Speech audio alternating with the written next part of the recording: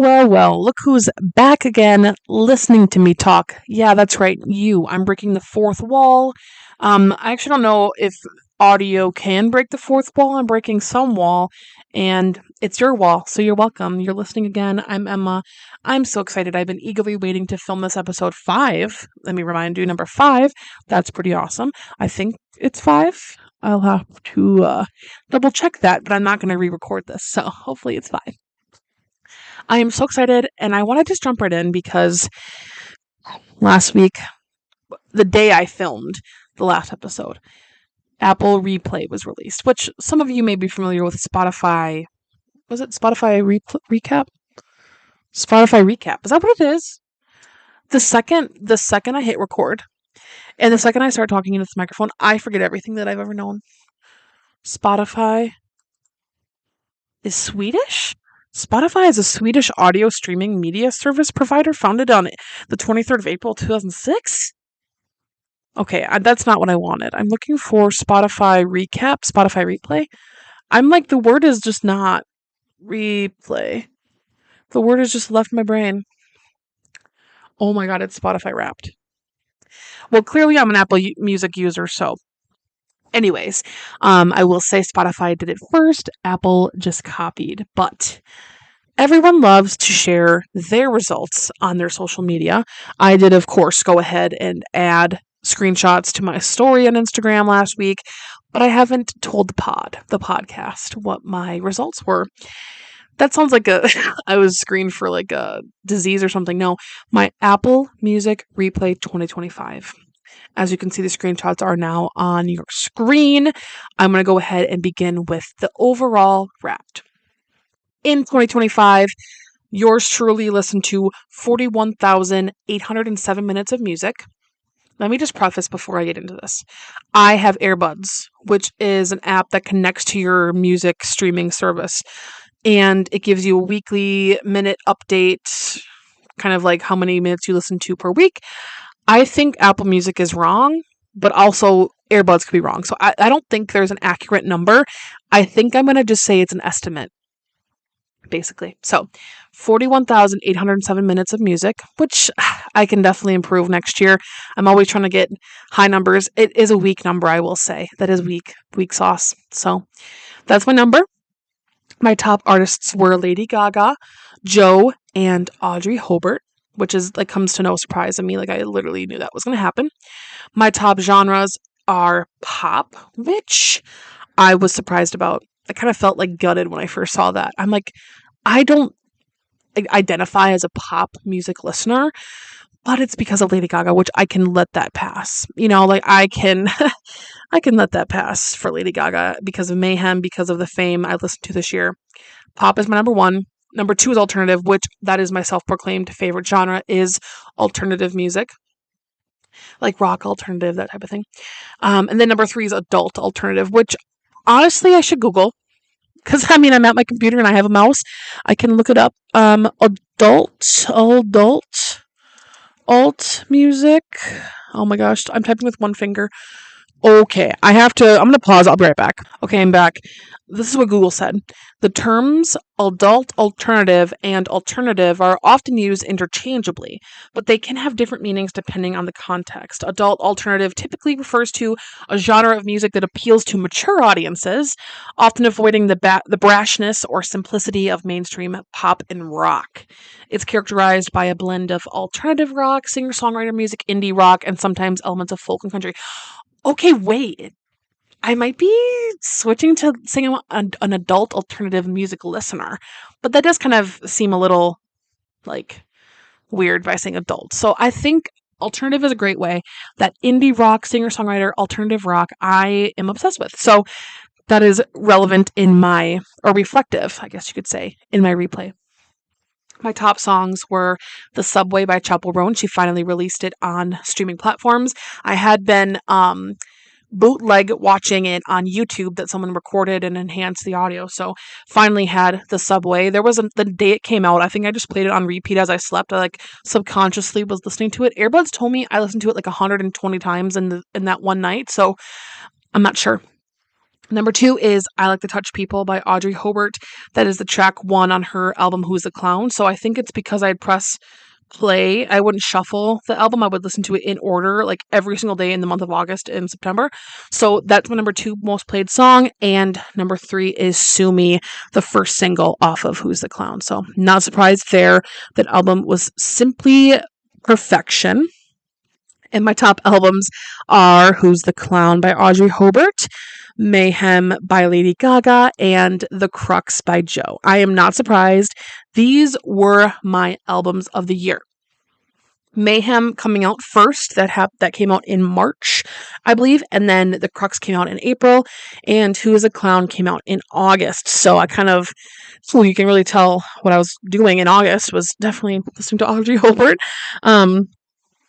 Moving on to the other screenshots, as you can see, it's really bad. It's small. I'm sorry about that. But top songs are The Subway, I Like to Touch People, Sue Me, Wet Hair, and Bowling Alley. Now, I've made the decision in my personal life to expand upon this next year. I hope my top songs have more variety. In the past, I might do on the next episode of the podcast or something, my top songs from other years. That might be a topic for conversation, but next year, 2026, I want to have a better variety of the top songs, because it's all from Who is the Clown, which, I mean, number 2 is the first song on the album. Like I said before, I like to Touch People, and then Sue Me, Wet Hair, and Bowling Alley are the 3 singles. So of course I listened to those on repeat before the album came out. So, I'm not super, like, I don't know, proud isn't the right word, but top songs I can definitely work on. But I listened to 3,715 total songs. I'm pretty sure that means like individual songs, which is pretty cool. So that's that. My top albums. I mean, this is the third time I'm saying it, but number 1 was Who's the Clown. I listened to 1,277 minutes of that album, which is crazy. I mean, that's a lot of minutes. Wait, how many minutes in a day? Time to Google it. How many minutes in a day? Oh my gosh. 1,440 minutes. I almost listened to Who's the Clown for a whole day straight, but I didn't. Anyway, number 2 is Mayhem. Number 3 is The Crux. Number 4 is the Hamilton soundtrack. I did some research into my Apple Music replays from the last 6 years, and Hamilton did make my top albums for like 5. Oh wait, how many years? 2018. How many years ago was that? 7 years. So 5 out of the 7 years, Hamilton was on my top albums of that particular year. So, anyways, and then number 5 is Kansas Anymore, like The Longest Goodbye, which is like the deluxe version of that album. So that is a great glimpse into my year. It's missing Malcolm Todd, but it's fine. I'm pretty sure he'd be number 6 if it went further. My top artists, I listened to a total of 1,408 total artists. That's like individual, of course. Lady Gaga was my number 1. Joe was my number 2. Audrey was number 3. There's Malcolm. Malcolm Todd was number 4. And number 5 was Panic at the Disco. Hey, I have no shame. I found them in middle school, and I've loved them ever since. I had this renaissance last summer, 2024, with A Fever You Can't Sweat Out, so I think that has trickled into 2025. That album is pure perfection, in my opinion. I am obsessed with it. And that's all I will say on the matter of Panic at the Disco.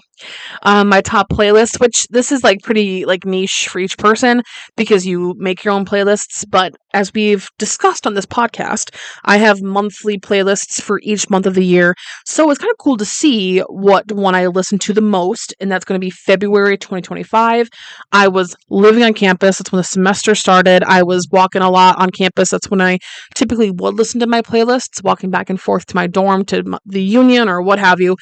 So that makes a lot of sense. There goes January, number 2. May was 3, which was surprising to me. That was just a hard month. Number 4 was April, and 5 was March. So I'm pretty proud of my Apple replay. I don't have any ops on there. You know who I'm talking about. If you know, you know. People won't know. I mean, I'm talking about Taylor Swift. She's not on there. Pretty glad about that. But that's all I really want to talk about in terms of music. I think that it really encompasses my year. I hope to reach for the stars next year. I hope that I listen to like 100,000 minutes of music. And anyway, I will get off my soapbox. On to television. I started watching Lost. I was going through withdrawals of finishing Yellow Jackets. I'm trying to mentally avoid consuming media. I'm talking like TikTok and Reels about Stranger Things. So I'm really trying my best to avoid that, because if I consume too much of it, I will go crazy and be obsessed, and it's not good for my mental health. So there was always these talks about Lost, the show. I'm like, oh, everyone talks about it. It's so good. But the ending, people were so disappointed in the ending. This is a show that aired on ABC weekly for like 20 episodes a season. It's like that long, drawn out TV show with multiple seasons. People watching it in real time were upset with the ending. I kind of know the ending. I've heard whispers online, but I am going through the process of watching this show and just enjoying the ride. Everyone says just enjoy the ride. You're going to be disappointed in the end, but you're going to enjoy watching the character development and the plot development. So I just started. I'm on episode 6 or something. It's pretty interesting. If you're not familiar, Lost is a show, like I just said, but the first episode is a plane crash. So it's kind of like Yellow Jackets, which I'm kind of like, yes. But plane crashes, it's a bunch of different people. Like Yellow Jackets was a team, like they were on a soccer team together. Lost is a bunch of random people. So it seems, from what I know so far. People that lived in different parts of the country. There's people who don't speak the same languages as the other people. Like it's kind of this big group of people that are learning to survive on this island. They thought they're going to get saved. They're not. They're discovering new things. So it's one of those like character development TV shows. So watching Lost, it came out in 2005. It's cool seeing these actors. Dominic Monaghan, which is from this viral meme of When Will You Wear Wigs, and Ian Somerhalder, who's famously from The Vampire Diaries. It's cool seeing these actors in different scenario from what I knew them from, and the show just has a certain vibe. If you can imagine, if you ever watched TV when you were a kid, like I'm talking 2006 through 2010, it had a certain, I don't know how to describe it, like Hannah Montana, the first season, this graininess, this weird lighting. I don't know. I don't have the right terms to describe it. It just had a certain vibe. So the first season of Lost definitely has that, and it makes me so nostalgic, even though in 2005 I was 3 years old and I was not watching the show. It just kind of brings me back to that childhood catching glimpses of my parents watching TV and things like that. It also reminds me of Survivor. My grandparents watched it a lot as a kid, and I would never sit and watch it. I would just kind of get glimpses of it. Lost and Survivor just remind me so much of each other, even though they're completely different shows. They have that like tropical island vibe. So Lost has been really fun. It's leaving Netflix on December 31st. I just started this like long, I think it's like 8 seasons, but luckily it's on Hulu, so I can keep watching it. But that has been my nightly little show. I plop on the TV, lay in bed and watch. So that has been really good. And that's the only show I'm like actively watching. So I'm like, what else am I going to talk about for the podcast? Guys, I couldn't not talk about Pen 15. It's going to happen at some point, and it's happening now. I discovered Pen 15 in 2022. So I think it already had aired completely, and I think it was like over with. It's only 2 seasons. I think I literally I lose all of my knowledge the second I hit record. I swear. Pen 15, essentially, if you're not familiar, is this comedy duo, Maya and Anna. Their last names have completely left my brain. They're these adult women who created this show about themselves as middle schoolers. So painting the picture for you is a comedy show where these adult women are playing 13-year-olds among other actual 13-year-olds. So they're playing middle schoolers, but they're adults, so they can really push the bar comedically when they're together. But with the other kids, it's like super good. And like if they ever kiss each other, like if Maya or Anna are kissing another 13-year-old, it's typically their husband as like a body double. That's just a side tangent. This show is one of my favorite shows ever. it has this certain quality of nostalgia. It's like 2000s nostalgia. They do a really good job with set design, with the clothing, with the topics in the show. It's a lot of middle school drama that you'd expect, like stealing people's things, lying to your parents. Like, it's just so funny. But they act like actual 13-year-olds in the most true sense of the way. You know, when you're 13 and 14, you're kind of like trying to act cool, trying to be grown up, trying to be a teenager. These characters want to be like that, but they're just not. And they show this like super, it's not unique. It's everyone has experienced it, but I love the show. I think it's hilarious. If you want to just sit and laugh and feel good and watch something and maybe cringe a little, this show is perfect for you. It is a little like mature, adult, if you will, but it is so funny. Even if you don't want to watch the whole show, just look up on TikTok, like edits. I included some GIFs. Like one of them on the bottom left, Maya is scatting at a dinner table with her parents because she just wants attention from her parents. And she's like scatting, like zooby zooby da da da da da. The bottom right GIF, they were convinced that they had powers, that they were witches, and it was just like physical comedy, verbal comedy. It is fantastic. So Pen 15, always in my heart, forever and always. Thank you. Going on to movies. This was hard also. I haven't been watching a lot of movies. It truly pains me to say that I have not been watching a lot of movies. I'm just in that like lull period, but I did binge all but the first one, because I've seen the first one, all of the Final Destination movies. I watched the first one for a class like 3 years ago. So I had already seen it, but I've been craving watching the rest of them because there's something about it. Like, you purposely watch scary movies to get scared.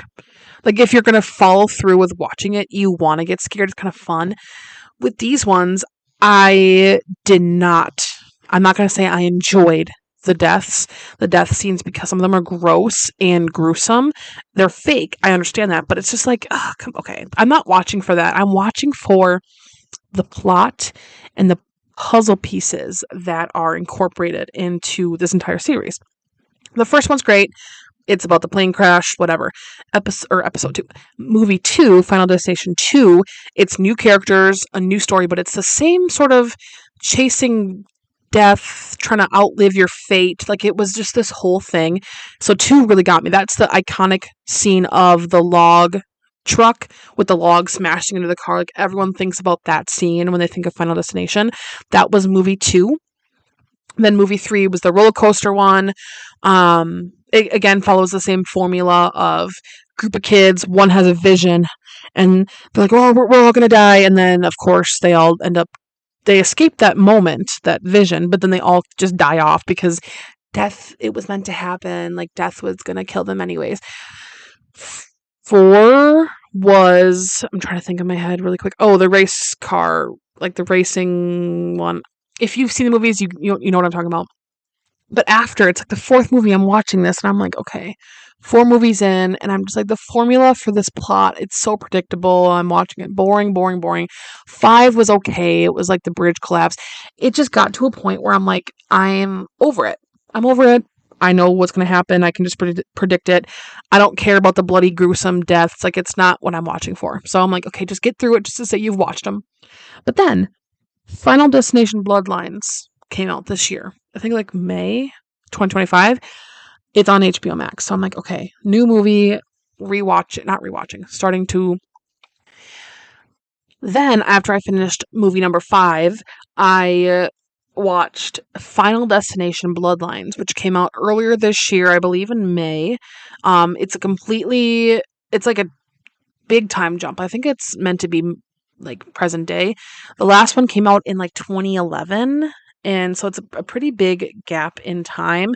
I'm not sure about directors or anything, but this movie was a really good refresh.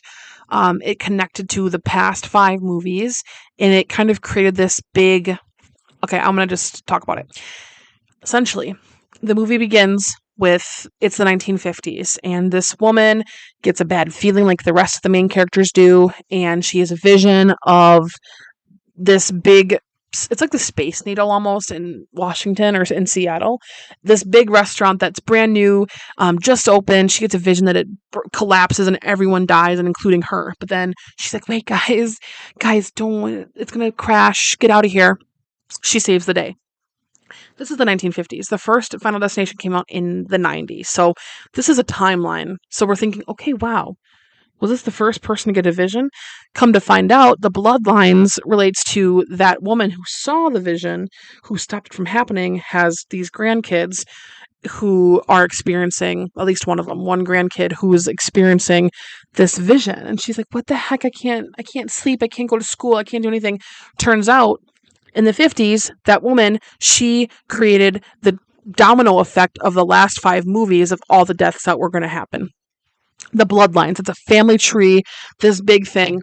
It's crazy. So it was a really good way for a refresh in the franchise to tie it all together, but then also open the potential for new movies to come out about each of the family branches from the first movie, the third movie, the fourth movie, So if it continues to happen, that'd be cool. If it not, it was a good way to kind of refresh the franchise. But again, it was, now I'm struggling post Final Destination watch. I'm thinking I'm gonna get in a car accident like every single day. I'm picturing like a car flipping over and hitting me, and I'm flying in fire and burning and death. But I'm fine. I'm telling the universe I'm fine, I'm safe, I'm healthy, I'm not gonna get in a car accident, I am safe. Knock on wood, thank you very much. That's how I feel about Final Destination. And it's the only movie I watched the last week. So movies I watched. So that's all the movie topic for this week. Onto YouTube. Surprise, surprise, YouTube did a replay, which I believe is the first time they did that.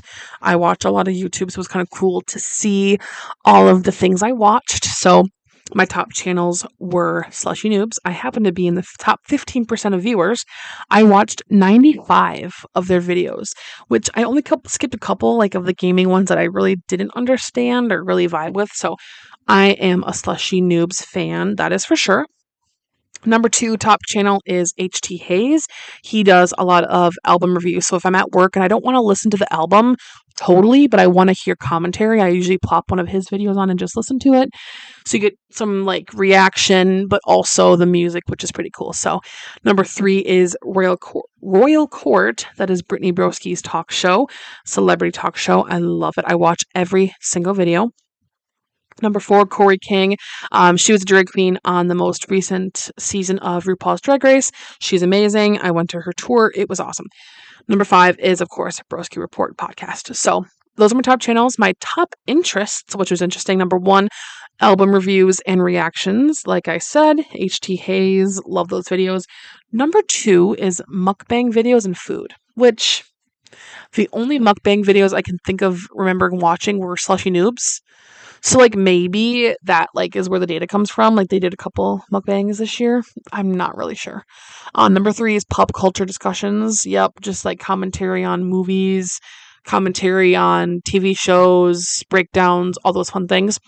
Number 4, gaming and Minecraft. I watched a lot of Minecraft videos this year in preparation for the Minecraft movie. I was fully in my Minecraft era. Somehow still juggling school and being busier than ever, but I did it. I'm a strong woman.